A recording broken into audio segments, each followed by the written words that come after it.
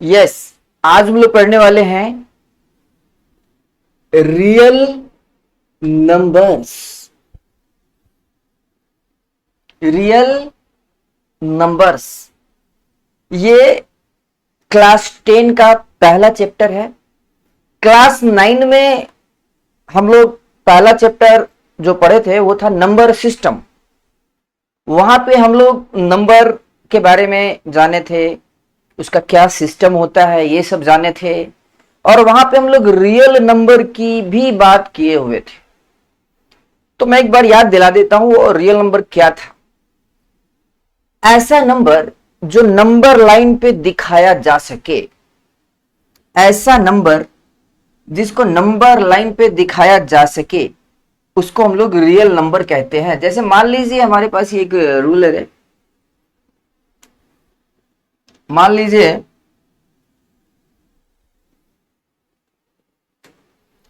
ये एक लाइन है, ये एक लाइन है, तो अभी तो इसको हम लाइन ही समझेंगे। लेकिन अगर मैं इसमें नंबर्स लिख दूं, मान लो यहां पे मैं कर देता हूं 0 और बाकी सब वैल्यूज को थोड़ा मैं कलर चेंज कर देता हूं। मान लो थोड़े थोड़े दूर पे इतने इतने गैप पे मैं लिखता हूं 1, इतना ही गैप फिर आगे लेना है, ये हो 2, इतना ही गैप फिर आगे लेना है और ये 3। इस तरह से जब आप लिखेंगे तो इस तरफ कुछ नंबर लिखाएगा, कुछ नंबर इस तरफ लिखाएगा। तो इससे इधर के जो नंबर्स होते हैं वो सारे के सारे पॉजिटिव नंबर होते हैं, और इससे इधर के जो नंबर होते हैं वो सारे के सारे निगेटिव नंबर होते हैं। जैसे अगर आप इधर लिखें तो यहां -1 से शुरू करना पड़ेगा, फिर इतना ही गैप और पीछे आओ -2, फिर इतना ही गैप और पीछे आओ -3, -4, और इस तरीके से डॉट डॉट डॉट, ऐसे डॉट डॉट डॉट, इसमें भी ऐसे डॉट डॉट डॉट, मतलब इसी तरीके से आगे की तरफ ये चलता रहेगा। तो इस नंबर लाइन पे दिखाए जाने वाले जितने भी नंबर्स होते हैं उन सबको कहते हैं हम लोग रियल नंबर्स। इसमें फ्रैक्शन भी आएगा, 2/3, 1/2, 5/6। कुछ निगेटिव में फ्रैक्शंस जो होता है वो निगेटिव वैल्यू भी आएगा, रेशनल नंबर सब भी आएगा, -1/2, -4/5, -8/3। ये जितने भी निगेटिव पॉजिटिव आप नंबर सोच पा रहे हैं वो सारे के सारे नंबर कहीं ना कहीं नंबर लाइन पे दिखाए जा सकते हैं। कोई रूट में सोच रहा है, √2, √3, √5, √7, इस तरह का जो भी नंबर सोच रहा है उसको भी नंबर लाइन पे दिखाया जा सकता है। मतलब ये जो रियल नंबर है, ये जो रियल नंबर है इसके कई पार्ट हैं, जिसको मेनली हम अभी यहां पे 2 पार्ट में डिवाइड करके सोच सकते हैं। एक रेशनल टाइप का होगा, एक होगा रेशनल टाइप का,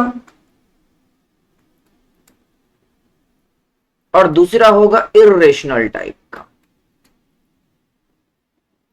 एक रेशनल टाइप का होगा, दूसरा इरेशनल टाइप का होगा। और इसी का रेशनल का ही और भी बहुत सारा टाइप होगा, जिसमें अलग अलग टाइप आप बना सकते हैं, natural number, whole number, integer, fraction, बहुत सारे टाइप बना सकते हैं। रेशनल नंबर के अंदर में बहुत सारे टाइप आता है। इरेशनल नंबर में कोई टाइप नहीं है, ये एक अलग टाइप का चीज है। इरेशनल नंबर आपको याद होगा, मैंने पढ़ाया था क्लास 9 में। इरेशनल नंबर कुछ इस तरह के नंबर जो होते हैं, जैसे √3, √5, √6, कुछ इस तरीके से चलेगा।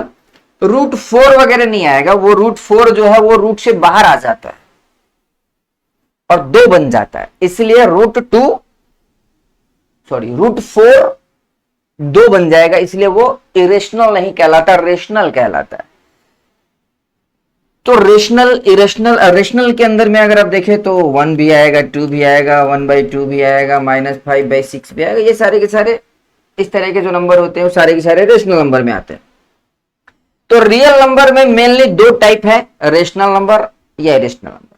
कोई भी रियल नंबर दुनिया का मिलेगा वो इसी दोनों टाइप के अंडर में फॉल करेगा, मतलब इसी में से किसी एक टाइप का वो नंबर होगा, फिर उसके बाद वो आगे जो भी टाइप हो, लेकिन मेन यहां से शुरू होगा। यहां पे इस चैप्टर में हम लोग इरेशनल नंबर के बारे में भी पढ़ेंगे। इरेशनल नंबर के बारे में हमको यहां पे प्रूफ करने को मिलेगा, और एग्जाम में, बोर्ड एग्जाम में ये आउट रहता है, ऑलमोस्ट हर साल आने के चांसेस रहते हैं।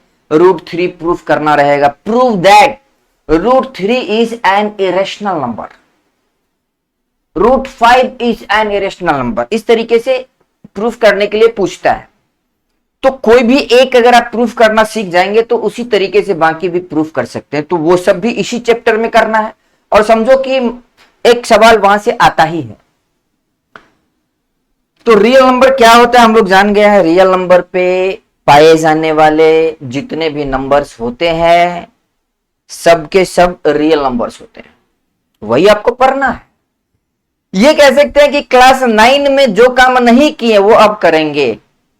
जैसे क्लास 9 में हमने पढ़ा था कि √3 इरेशनल नंबर है, यहां पे हम प्रूफ करेंगे कि √3 इरेशनल नंबर है। और भी कुछ थ्योरम्स है वो पढ़ेंगे।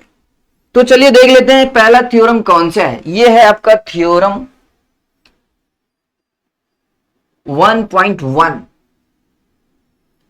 इस थ्योरम का नाम है फंडामेंटल थ्योरम ऑफ अरिथमेटिक, मतलब कुछ बेसिक फंडा है, फंडामेंटल कुछ थ्योरम है, मतलब बहुत ही बेसिक सा थ्योरम है, कोई बहुत बड़ा एडवांस थ्योरम नहीं है, फंडामेंटल थ्योरम है, बहुत ही शुरुआती थ्योरम है, बहुत ही बेसिक थ्योरम है। किस चीज का? Of arithmetic. अरिथमेटिक का मतलब होता है अंक गणित। अंक गणित का बहुत ही फंडामेंटल सा थ्योरम है, ये आपको समझना पड़ेगा और याद रखना पड़ेगा। इस पे हम लोग सवाल भी बनाएंगे। क्या है ये थ्योरम? कहता है एवरी कंपोजिट नंबर या every composite number can be expressed, मतलब factorized as the product of primes, and this factorization is unique apart from the order in which the prime factors occur। कह रहा है कि दुनिया में जितने भी कंपोजिट नंबर है, दुनिया में जितने भी कंपोजिट नंबर हैं, उसको प्राइम फैक्टर्स में, प्राइम फैक्टर्स के रूप में जब हम लोग लिखेंगे, लिख सकते हैं, और जब लिखेंगे तो उसका जो प्राइम फैक्टराइजेशन होगा वो यूनिक होगा, मतलब कि हर अलग कंपोजिट नंबर का अलग ही अलग आएगा। जैसे कि कंपोजिट नंबर क्या होता है हम लोग जानते हैं, वैसे नंबर जिसके मोर देन 2 फैक्टर्स हो, मोर देन 2 प्राइम फैक्टर्स हो, ऐसे कह सकते हो, मोर देन 2 प्राइम फैक्टर्स हो। जैसे 4, अगर आप 4 की बात करें तो 4 को क्या लिख सकते हैं? 2 इंटू 2। अगर आप 4 की बात करते हैं तो 4 इज इक्वल टू 2 इंटू 2। तो ये 4 है कंपोजिट नंबर। ये कंपोजिट नंबर बनता है प्राइम नंबर के गुना होने से। कोई भी कंपोजिट नंबर उठा लीजिए आप, वो प्राइम नंबर के गुना होने से बनता है। जैसे 4 कंपोजिट नंबर है, तो ये इसमें एक ये प्राइम नंबर है, एक ये प्राइम नंबर है। हालांकि यहां दोनों सेम प्राइम नंबर है, लेकिन ऐसा कोई जरूरी नहीं है कि सेम ही हो, डिफरेंट भी हो सकता है। तो प्राइम नंबर 2 तो है यहां पे। मान लीजिए 6 लेते हैं, 6, इसको लिख सकते हैं 2 इंटू 3। 2 भी प्राइम नंबर है, 3 भी प्राइम नंबर है। प्राइम नंबर क्या होता है ये हमने बताया हुआ है, लेकिन एक बार और याद दिला देते हैं। वैसे नंबर जो अपने आप से डिवाइड होते हैं या 1 से डिवाइड होते हैं उसको हम लोग कहते हैं प्राइम नंबर। जैसे 2 की बात करें तो 2 तो खुद प्राइम नंबर है, और उसके अगर फैक्टर की बात करें, 2 को अगर डिवाइड करने की बात करें तो 2 इधर तो 2 से डिविजिबल होगा या 1 से डिविजिबल होगा। मतलब 2 जो है वो प्राइम नंबर है, 3 भी प्राइम नंबर है। 3 को अगर आप डिवाइड करेंगे तो या तो 3 से डिवाइड होगा या 1 से डिवाइड होगा, और किसी नंबर से तो डिवाइड ही नहीं होगा। तो इस तरह के नंबर जो खुद से डिवाइड होता हो या 1 से डिवाइड होता हो, 1 से तो पूरी दुनिया डिवाइड होती है, तो ऐसा नंबर जो खुद से डिवाइड होता हो और 1 से डिवाइड होता हो, उस तरह के नंबर को हम लोग कहते हैं प्राइम नंबर्स। और ऐसा नंबर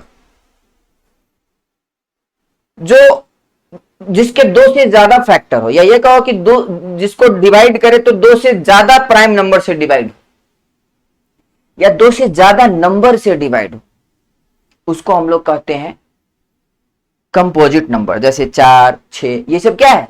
कंपोजिट नंबर। इसको जब लिखते हैं तो 2 into 3, अब 6 कभी भी आएगा तो यही लिखोगे ना जी, क्या लिखोगे? अब 6 जब भी आएगा यही लिखोगे। इसी को कहते हैं यूनिक, मतलब अलग तरीका नहीं हो सकता।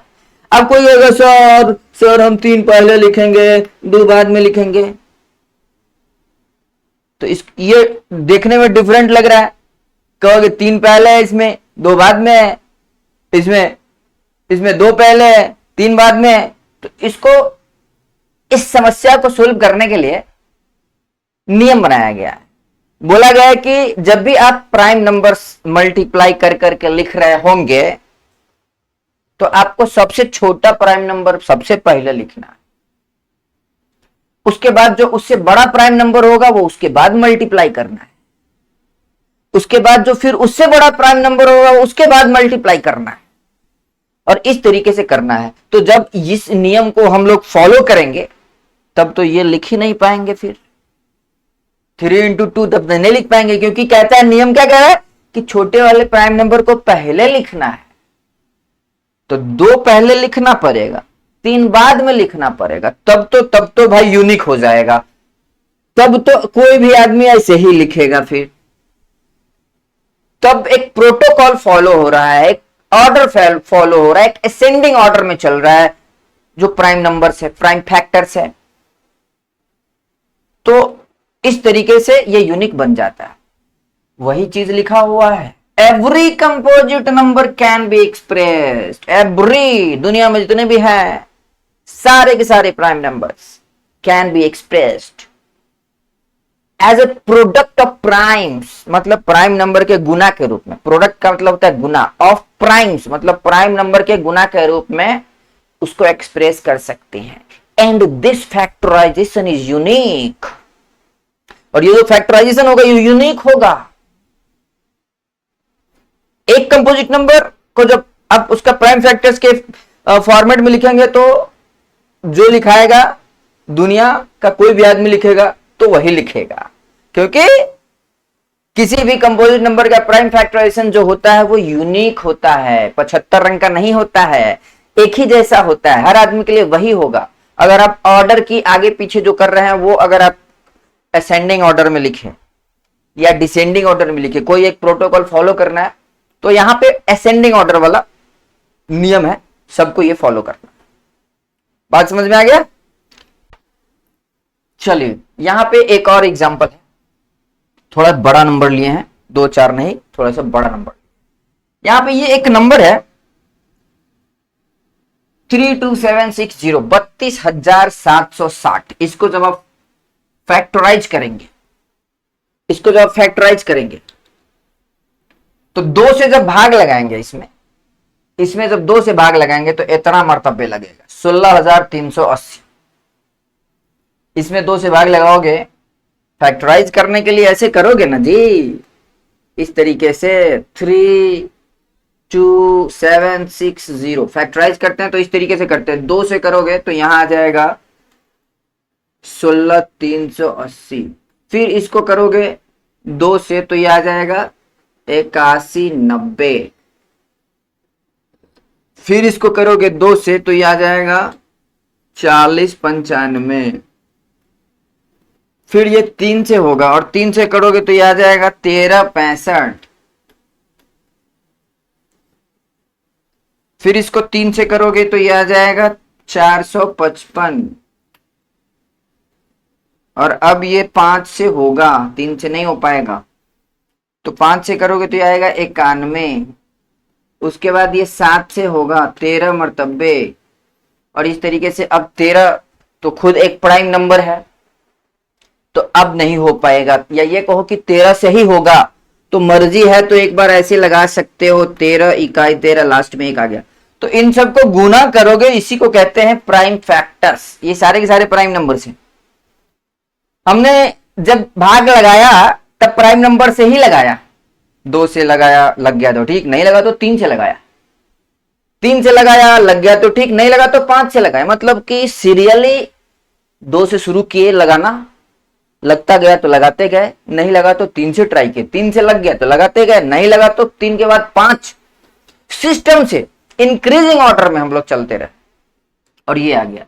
तो इसका अगर प्राइम फैक्टराइजेशन हो तो क्या होगा, 3 को 2, इस तरीके से हो जाएगा। ये आप देख सकते हैं, इसका जो प्राइम फैक्टर बनेगा वो 3 को 2 आएगा और 2 को 3 आएगा और एक 5, एक 7 और एक 13, इस तरीके से आ रहा है। तो इसको आप ऐसे भी लिख सकते हैं, सारे 2 एक साथ हैं, इसके पावर्स में चाहे तो आप लिख सकते हैं। इसको लिख सकते हैं 2 to the power 3, जो कि यहां लिख दिया। इस 3 into 3 को लिख सकते हैं 3 का स्क्वायर, और 5 तो अकेले अकेले है भाई, इसका पावर माने तो यहाँ 1 दे सकते हो। 7 भी अकेले अकेले है, इसका पावर माने तो 1 दे सकते हो। 13 भी अकेले अकेले है, इसका पावर माने तो 1 दे सकते हो। तो इस तरीके से लिखते हैं। तो ये हो गया इसका प्राइम फैक्टराइजेशन। ये क्या है, what is this? This is the prime factorization of this number. इस नंबर का ये प्राइम फैक्टराइजेशन है, जो कि यूनिक है, ये बदल नहीं सकता है। दुनिया के किसी भी आदमी को ये सवाल बनाने के लिए देंगे, और अगर वो सवाल सही सही बनाया तो उसका भी यही आएगा, उसका भी यही आएगा। यूनिक का मतलब यही होता है। यहां पे वही चीज लिखा हुआ है कि मान लीजिए कोई नंबर x है, x का मतलब जो आपके मन में चल रहा है वो, तो जब उसका प्राइम फैक्टर करेंगे तो ऐसे आएगा, एक प्राइम, दूसरा प्राइम, तीसरा प्राइम, चौथा प्राइम, पांचवा प्राइम, इस तरह से आएगा। बहुत सारे प्राइम्स हो सकते हैं, वही लिखा है P1 P2 P3 dot dot dot dot dot dot dot dot dot dot dot dot dot Pn। मतलब ये सब बता रहा है कि सब प्राइम नंबर सब। उसमें बहुत सारे बराबर भी हो सकते हैं, वहां पे हम अभी डिफरेंट समझ के लिखे हैं।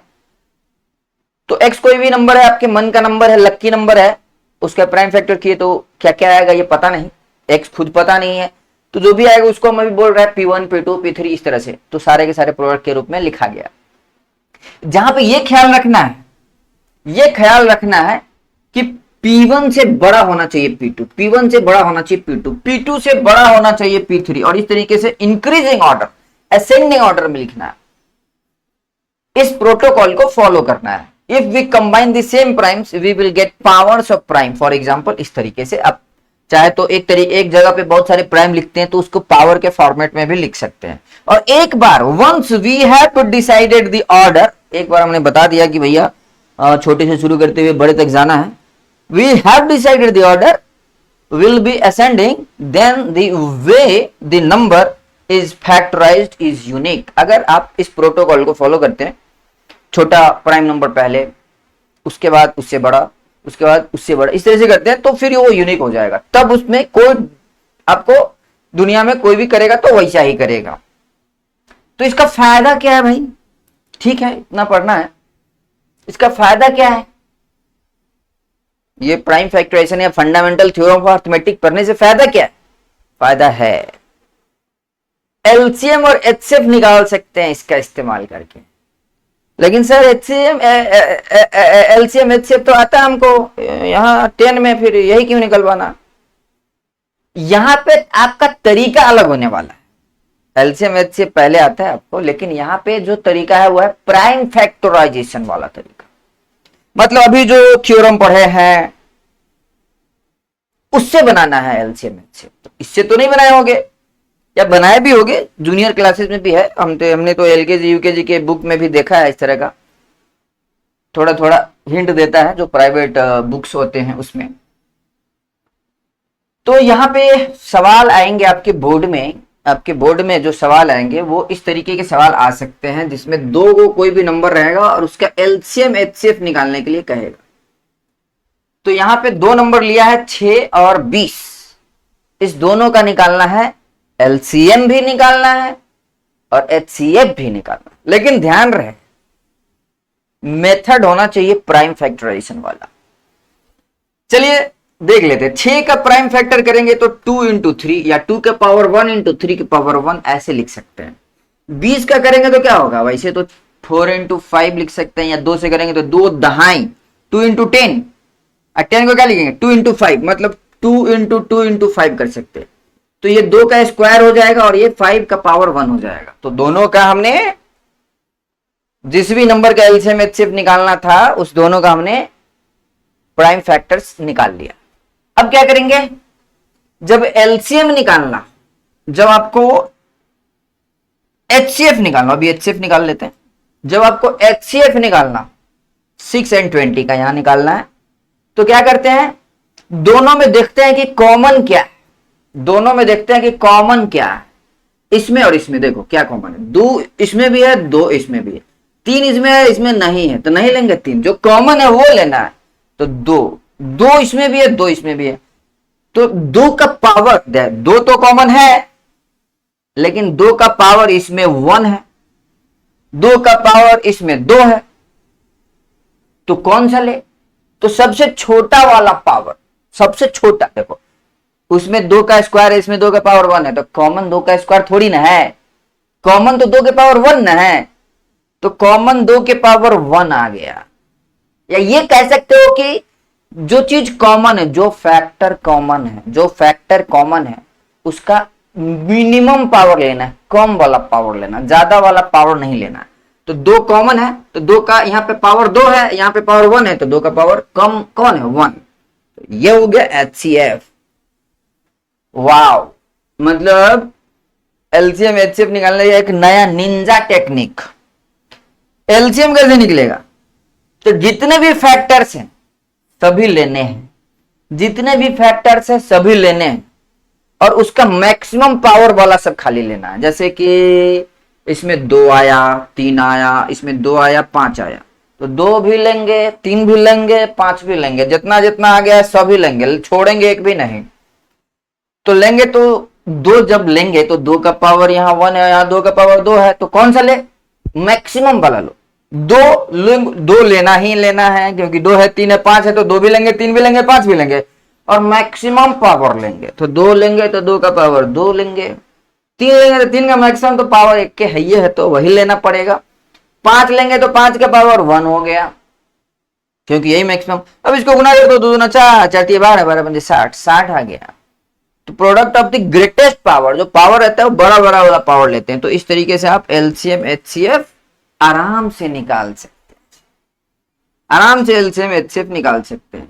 इसमें एक और चीज है जो आप याद रख सकते हैं, किसी भी 2 नंबर का एलसीएम निकालिए, किसी भी 2 नंबर का एलसीएम निकालिए और एचसीएफ निकालिए। यहां पे आप कुछ नोट रख सकते हैं।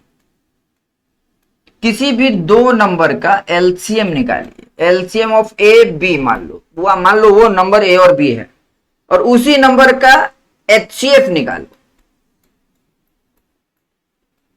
और उसको गुना करोगे तो उतना ही आएगा जितना उस दोनों नंबर को गुना करने पे आता है। मतलब क्या हुआ भाई, मतलब क्या हुआ, मतलब ये हुआ जैसे यहां पे इस दोनों नंबर का ये ए हो गया, ये बी हो गया, तो ए और बी, एचसीएफ ऑफ ए और बी कितना है 2, एचसीएफ ऑफ ए और बी कितना है, ये कितना दिया हुआ है, ये दिया हुआ है 2, और एलसीएम ऑफ ए बी कितना है 2 दूना 4, 4 × 12, 12 × 5 60, ये कितना है एलसीएम कितना है उसी दोनों नंबर का 60, और इस दोनों को अगर गुना कर दो 60 × 2 कर दो तो कितना आएगा, उतना ही आएगा जितना ए × बी। मतलब यहां मतलब जिस 2 नंबर का एलसीएम निकाले उन दोनों को डायरेक्टली गुना करो तो उतना ही आएगा जितना एलसीएम एचसीएफ को गुना करने से आता है। एलसीएम एचसीएफ को गुना किए तो कितना आ गया 120, और डायरेक्ट नंबर को गुना करो 20 × 6, डायरेक्ट नंबर यही था जी, 20 × 6 120। मतलब डायरेक्ट नंबर को गुना करते तो उतना ही आता है जितना उस दोनों नंबर के एलसीएम इनटू उसी दोनों नंबर का एचसीएफ करते हैं तो आता है। ये 120 आया, ए इंटू बी किए करोगे तो कितना है, ये है 6 और ये है 20, तो आ गया ना 6 गुना 120। देखो देखो देखो देखो, ये अलग है, ये 60 है, ये एलसीएम है, उधर 60 का कोई नामो निशान नहीं है, 6 है 20 है, इधर एचसीएफ है, गुना किए हैं तो 120 आया, डायरेक्ट नंबर को गुना किए तो अभी 120 ही आया। तो उम्मीद है कि जितना भी समझाया है सब समझ में आया होगा। अगर कोई दिक्कत है तो आप हमको कमेंट कर सकते हैं, और अगर आपको बहुत ज्यादा प्रॉब्लम रहता है तो आप हमारा ऐप भी डाउनलोड कर सकते हैं। प्ले स्टोर पे आप सर्च करेंगे SIRZEE तो मिल जाएगा। ये हमारा ऐप है सरजी। अगर आप इसके आगे .com लगा लेते हैं तब तो डेफिनेटली मिलेगा, क्योंकि ये हमारा ऑफिशियल वेबसाइट है। आप हमको व्हाट्सएप पे भी संपर्क कर सकते हैं, अगर कोई दिक्कत है, सवाल है, इश्यू है, कोई भी प्रॉब्लम है तो हमारा नंबर है 8877699977। तो रहने देते आज के एपिसोड में इतना ही, मिलते हैं अगले एपिसोड में। धन्यवाद।